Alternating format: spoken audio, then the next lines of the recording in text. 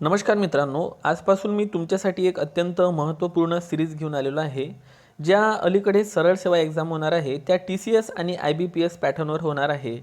तर मग मी एक काम केलेलं आहे की मी जेवढे काही जवळपास परीक्षेमध्ये पेपरमध्ये जे प्रश्न विचारलेले आहे GKवर आधारित ते प्रश्न मी तुमच्यासाठी आता या सिरीजमध्ये कलेक्ट करून तुमच्यासमोर इथं प्रेझेंट करणार आहे. त्यापैकी TCS आणि IBPS परीक्षेमध्ये विचारलेले प्रश्न पार्ट 1 आपण घेऊन आलेलो आहे. आणि मित्रांनो, तुम्हाला या जीकेच्या क्वेश्चनचा नक्कीच येणाऱ्या पुढच्या एक्झाममध्ये फायदा होणार आहे, कारण प्रश्न जे असतात ते रिपिटेशनमध्ये विचारले जातात. आता ह्या प्रश्नांची क्वालिटी बघूनच तुम्हाला हे लक्षात येईल. तर बघा, पहिला प्रश्न कोणता दिलेला आहे की भारताचा राष्ट्रीय सूक्ष्मजीव कोणाला म्हटलं जाते, तर लॅक्टोबॅसिलिस नावाचा जो जीवाणू आहे त्याला भारताचा राष्ट्रीय सूक्ष्मजीव असं म्हटलं जाते. दुसरा प्रश्न आहे, भारतातील पहिली इंडियन इन्स्टिट्यूट ऑफ स्किल कोणत्या ठिकाणी सुरू करण्यात आली होती, तर बघा कानपूरला ते सुरू करण्यात आलेली होती. ठीक आहे. त्यानंतर गिव्ह इट अप जे मोहीम आहे ते कशा संबंधित आहे, बघा मित्रांनो, LPG सबसिडी संबंधित आहे. एक उज्ज्वला योजना सुद्धा जी होती ती LPG सबसिडी संबंधित होती, हा पॉईंट लक्षात घ्या. आणि अप जे मोहीम आहे ती आहे मित्रांनो. त्यानंतर DNA फिंगरप्रिंट केंद्र कोणत्या ठिकाणी आहे, तर बघा मित्रांनो, DNA फिंगरप्रिंट जे केंद्र आहे ते हैदराबाद या ठिकाणी आहे. त्यानंतरचा प्रश्न आहे, महाराष्ट्रातील पहिले जलविद्युत केंद्र कोणत्या ठिकाणी उभारण्यात आलेले होते, तर खोपोली रायगड या ठिकाणी महाराष्ट्रातील पहिले जलविद्युत केंद्र उभारण्यात आलेले होते. त्यानंतर हा सुद्धा प्रश्न विचारलेला आहे की पोलो खेळ संबंधित कोणते राज्य आहे, तर उत्तर आहे मणिपूर. आणखी एक प्रश्न तुम्ही एक्झामसाठी लक्षात ठेवा, एक लोकटक सरोवर आहे जे की तरंगते सरोवर आहे, तर हे लोकटक सरोवर कोणत्या राज्यामध्ये आहे, तर यस ऑब्वियसली या प्रश्नाचं अचूक उत्तर आहे मणिपूर. त्यानंतर भीम जे ॲप आहे, तर भीम ॲपचा फुल फॉर्म पहिल्यांदा पाठ ठेवा, भारत इंटरफेस फॉर मनी. हे सिस्टीम कशावर आधारित आहे असा प्रश्न विचारलेला होता, तर बघा UPI वर आधारित आहे. आणि UPIचा फुल फॉर्म आहे युनिफाईड पेमेंट इंटरफेस. सो UPIचा जो फुल फॉर्म तुम्हाला पेपरमध्ये विचारला तो सुद्धा क्लिअर ठेवा, युनिफाईड पेमेंट इंटरफेस. त्यानंतर ब्रह्मगिरी शहर विचारलेलं आहे, तर ते नाशिक जिल्ह्यामध्ये आहे. मित्रांनो, एक तुम्हाला माहीत असेल की नाशिक जिल्ह्यातून त्र्यंबकेश्वर इथून गोदावरी नदीचा उगम होतो, तर तो ब्रह्मगिरी टेकड्यातूनच होतो. यावरून सुद्धा हा प्रश्न इथं गेस केला जाऊ शकतो. नंतर कोणता प्रश्न विचारलेला आहे, महाराष्ट्राचा लोकसंख्येमध्ये कितवा क्रमांक लागतो, दुसरा. आणि जर तुम्हाला पुढे विचारलं की क्षेत्रफळामध्ये कितवा, तर तिसरा. आता लोकसंख्येचे पहिले 3 सांगतो, एक उत्तर प्रदेश, दुसरा महाराष्ट्र आणि तिसरा आहे बिहार. तर हे झाले लोकसंख्येनुसार. आणि क्षेत्रफळानुसार तुम्हाला विचारलं तर क्षेत्रफळाने सर्वात मोठं राजस्थान, त्यानंतर आहे मध्य प्रदेश आणि तिसरं जे आहे राज्य ते आहे आपलं महाराष्ट्र. म्हणजे महाराष्ट्र लोकसंख्येत दुसरा आणि क्षेत्रफळात तिसरा क्रमांक लागतो. सो हे तुम्ही लिहून घ्या.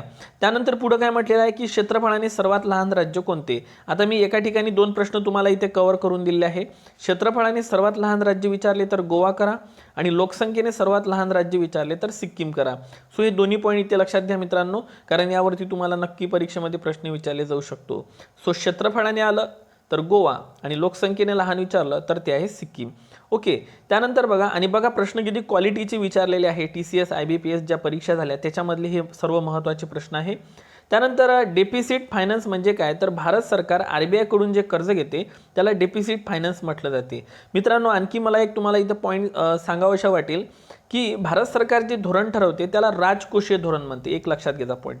कोणते धोरण म्हटले जाते, भारत सरकार जे ठरवते धोरण त्याला राजकोषीय धोरण म्हटलं जाते, तर RBI जे ठरवते त्याला मौद्रिक धोरण असं म्हटलं जाते. सो हे दोन्ही पॉईंट तुम्ही इथे लक्षात घ्या. RBI जे धोरण आखते त्याला मौद्रिक धोरण म्हणायचं, आणि भारत सरकार जे धोरण आखते त्याला राजकोषीय धोरण म्हणायचं. ओके. हा पण प्रश्न विचारला जाऊ शकतो. हेच प्रश्न तुम्हाला पोलीस भरतीमध्ये सुद्धा कामी पडेल. हुसेन सागर तलाव जो आहे हा आंध्र प्रदेश राज्यामध्ये आहे आणि तो हैदराबाद या ठिकाणी आहे. So it's a very very important question. त्यानंतर प्रश्न काय विचारलेला आहे परीक्षेमध्ये की मतदारांचं जे वय आहे मित्रांनो हे 21 वरून 18 करण्यात आलं होतं, ही कितवी घटना दुरुस्ती, तर बघा ही 1988-89 ची घटना दुरुस्ती आहे, जी की 61वी घटना दुरुस्ती होती. राजीव गांधी यांच्या काळामध्ये मतदारांचं वय हे 21 वरून 18 वर्ष करण्यात आलं होतं, आणि या घटना दुरुस्तीमुळे मतदारांची जी संख्या आहे ती वाढलेली होती. ठीक आहे. मात्र वय इथं 21 वरून 18 झालं होतं. आणखी एक प्रश्न विचारलेला आहे की लक्षद्वीप बेटे कोणते बेटे आहे, कोरल बेटे. आता कोरल बेटे म्हणजे होते प्रवाळ बेटे, हा पण लक्षात ठेवा, बेटे. ओके. आणि जर तुम्हाला अंदमान निकोबार विचारलं तर ते जलमग्न पर्वतांची काय आहे, बेटे आहे. भारताचे रेल्वे मंत्री कोण आहे सध्या, अश्विनी वैष्णव हे आहे. ठीक आहे. त्यानंतर IUCNचा फुल फॉर्म विचारलेला आहे परीक्षेमध्ये, international union for the conservation of nature. It's a very very important question. येणाऱ्या अपकमिंग एक्झाममध्ये तुम्हाला यावरती प्रश्न विचारले जाऊ शकतो. नंतर सेंट्रल रोड रिसर्च इन्स्टिट्यूट कुठे आहे, तर सेंट्रल रोड इन्स्टिट्यूट जे आहे मित्रांनो ती दिल्ली इथे आहे. So it's a very very important question. आणखी एक बिष्णोई समाजावर प्रश्न आलेला आहे, स्टेट बोर्डमध्ये पण आहे हा प्रश्नाचा उल्लेख. पर्यावरण आणि वन्यजीव संरक्षणासंबंधित कोणता समाज महत्त्वपूर्ण आहे, तर तो आहे बिष्णोई समाज. ओके मित्रांनो, तर अशी इम्पॉर्टन्स सगळे प्रश्न आहे. ठीक आहे. त्यानंतर बघा, जागतिक पुरुष दिवस कधी साजरा केला जातो, तर जागतिक पुरुष दिवस हा 19 नोव्हेंबरला साजरा केला जातो. मग जागतिक महिला दिवस कधी असतो, 8 मार्चला. आणि जागतिक पर्यावरण दिवस असतो 5 जूनला. ओके. सो जोड्या लावणीतला हा प्रश्न होता, म्हणून मी इथं अशा पद्धतीनं लिहिलेला आहे. त्यानंतर बिहू गीत विचारलं आहे आसामचं, बाऊल विचारलेलं आहे पश्चिम बंगालचं, आणि रास लीला आहे उत्तर प्रदेशची. ठीक आहे, तर हे पण लक्षात ठेवा. त्यानंतर कान्हा राष्ट्रीय उद्यान विचारलं तर मध्य प्रदेश, फतेपूर सिक्री आहे उत्तर प्रदेशला, एलोरा लेणी आहे औरंगाबादला, आणि एलिफंटा लेणी आहे रायगडला. सो हा पण पॉईंट तुम्ही इथे पाठ ठेवा. म्हणजे जेव्हा आपण प्रिव्हियस इयरचे जीकेचे क्वेश्चन घेऊ, याचा फायदा आपल्याला येणाऱ्या सगळ्याच एक्झाममध्ये जवळपास होणार आहे. ठीक आहे. त्यामुळे हे तुम्ही सर्व क्लिअर करून ठेवा मित्रांनो. याची PDF आपल्या टेलिग्राम चॅनलवर मी टाकेल. टेलिग्राम चॅनलची लिंक डिस्क्रिप्शनमध्ये दिलेली आहे. त्यानंतर काय म्हटलेलं आहे की मानवी रंग, उंची, शारीरिक स्वरूपात जी भिन्नता दिसते याला काय म्हटलं जाते, तर याला ऑब्व्हियसली जनुकीय विविधता असं म्हटलं जाते. हा सुद्धा प्रश्न विचारलेला आहे. त्यानंतर आणखी कोणता प्रश्न विचारला आहे की संविधान सभेची रचना कॅबिनेट मिशन 1946 नुसार करण्यात आली. अगदी बरोबर आहे. कॅबिनेट मिशन नसलं तर त्रिमंत्री योजना घ्या, कारण कॅबिनेट मिशनलाच त्रिमंत्री योजना असं म्हटलं जाते. त्यानंतर भोपाळ वायू दुर्घटना जी होती मित्रांनो, ही जी आहे दुर्घटना युनियन कार्बाइड या कंपनीमध्ये झाली होती. तर कंपनीचं नाव विचारलेलं आहे पेपरमध्ये, युनियन कार्बाइड लक्षात ठेवा. आणि वायू कोणता होता जो पसरलेला होता, तो होता मिथाइल आयसोसायनाइड. भारतात हायस्पीड ग्रामीण ब्रॉडबँड नेटवर्क असणारा पहिला जिल्हा कोणता होता, ऑब्व्हियसली केरळ असणार. केरळमधला कोणता, Idukki. So it's a very very important. आणखी एक लक्षात ठेवा, पेरियार जो व्याघ्र प्रकल्प आहे मित्रांनो, ओके, पेरियार व्याघ्र प्रकल्प हा केरळमध्येच आहे. त्यानंतर मुकनायक पाक्षिक कोणी लिहिलेलं होतं, तर बघा डॉक्टर बाबासाहेब आंबेडकर यांनी काढलेलं होतं मुकनायक पाक्षिक. त्यानंतर बघा, जागतिक योग राजधानी कोणाला म्हटलं जाते, ऋषिकेश उत्तराखंड. आता ऋषिकेशच्या बाबतीत एक पॉईंट तुम्ही इथे लक्षात घ्या मित्रांनो, जे गंगा नदी गंगोत्री इथून उगम जे पावते ती मैदानी प्रदेशात प्रवेश ऋषिकेश या ठिकाणीच करते. म्हणजे पहिले ते पर्वतातून वाहते ती नदी, आणि जे मग सपाट भागात वाहायला सुरुवात करते तर ती ऋषिकेश इथूनच करते. हा पॉईंट तुम्ही इथे लक्षात घ्या. दिन जो असतो हा 21 जूनला असतो, योग दिन तुम्हाला लक्षात ठेवायचा आहे. आणि योग राजधानी म्हटलं तर ऋषिकेश उत्तराखंड.